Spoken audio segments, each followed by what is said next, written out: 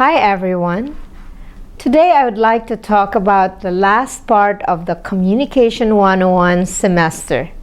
We are going to stage a speech choir.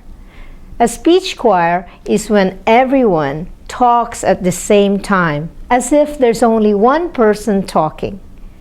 This speech choir is going to be about Cheefenu. It's a piece I created based on this book, written by Father Ludwig. Father Edmund Ludwig was the first president of the Carolina College and Pastoral Institute.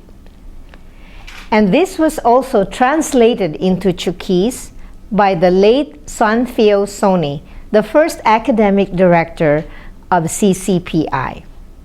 So let's talk about what will happen. First, you're going to have to read the entire piece and memorize the section that your class is assigned. If your section was assigned the first part, then you become the storytellers of the speech choir. The rest of the class will be the actors. They're going to mime what the storytellers are saying. So the first part of the Cheefenu, all 60 of you will be on stage. Then you're going to break out into the actors and the storytellers. Now, reenacting the ritual of the Cheefenu will be very important to remember. First will be the sins or the crimes committed. According to this book, the first thing that we are supposed to do after a crime is committed is to be quiet for 3 months. The clans who are involved in these crimes, the offended and the offender, are going to not see each other for 3 months. During this time, the offender or the clan where the offender comes from will be weaving a beautiful mat.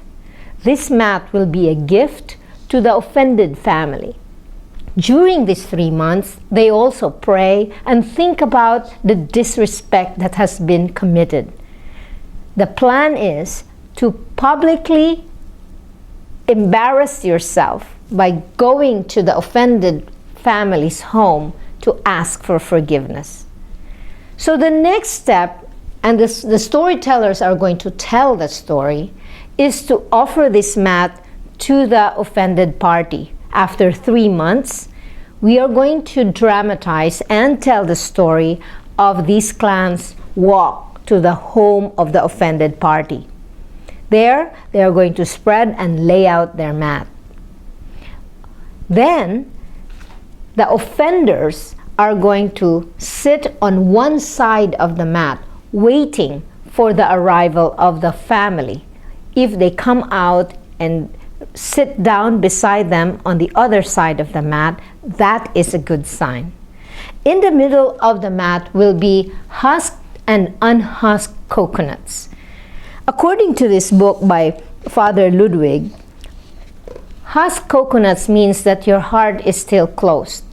And when you unhusk it, this is when you open your heart. When you unhusk your heart or you open your heart, then you are going to forgive those who offended your clan. In our presentation, this is going to be the 4th part. Remember, we're going to introduce what is Cheefenu as a choir. Then we are going to mime the different sins or crimes that were committed in the community. Then we are going to do the actual ritual.